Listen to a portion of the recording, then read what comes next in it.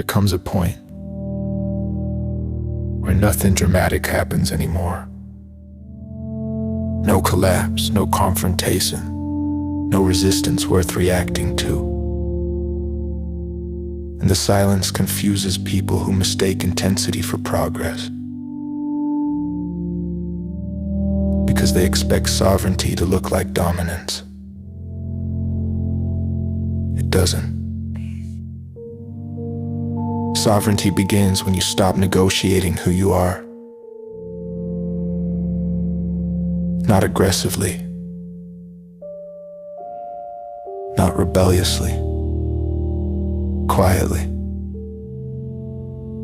You stop explaining your decisions, not because you're hiding them, but because explanation implies permission. You stop seeking agreement, because agreement was never required. You stop reacting to misunderstanding, because being understood is no longer the objective. This is not emotional detachment. It is structural dependence. You still feel. You still care. But your actions are no longer filtered through the comfort of others. Most people never reach this point. Not because it's inaccessible, but because it requires letting go of something they depend on. More than certainty.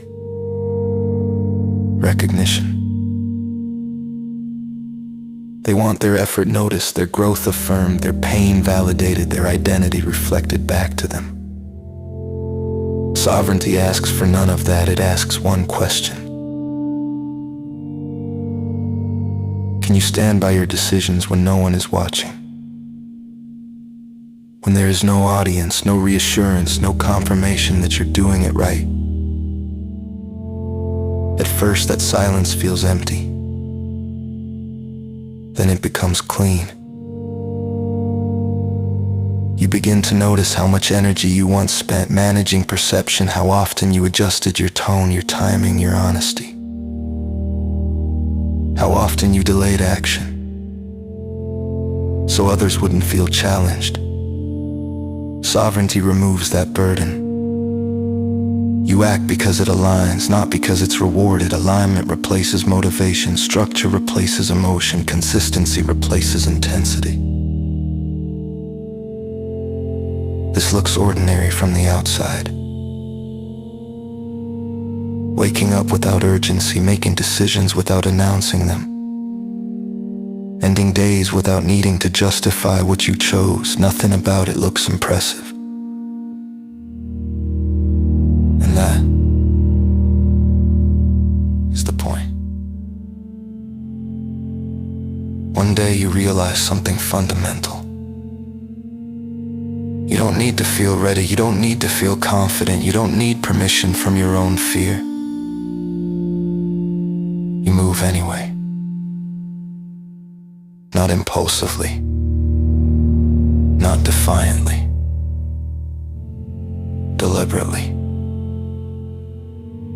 This is where power stabilizes, not power over others, but power over direction. You are no longer pulled by urgency, no longer provoked by opinion, no longer stalled by hesitation disguised as morality. You act with clean edges. You choose slowly. You move without asking whether you're allowed, and something subtle happens. People stop challenging you, not because you intimidate them, but because there is nothing to push against, no argument to hook into, no insecurity to exploit, no reaction to manipulate. You are no longer available for negotiation. And that is the first form of sovereignty.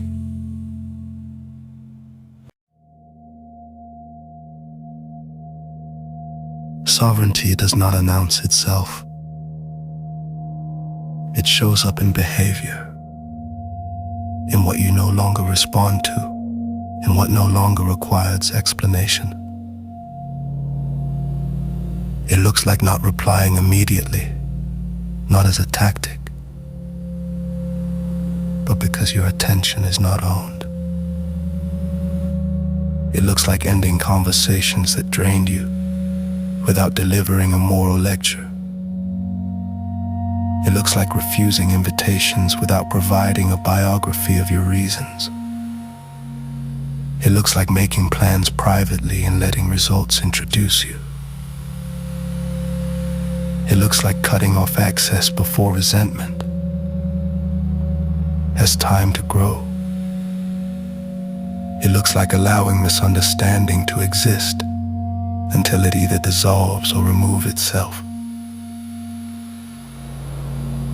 This is not coldness. It is clarity. You no longer need resistance to feel strong. You no longer need validation to feel real. You no longer need conflict to feel alive. Your life becomes quieter. But it also becomes exact. Every action intentional, every boundary unspoken but enforced, every movement chosen, not justified. This is the final separation, not from people, from dependency.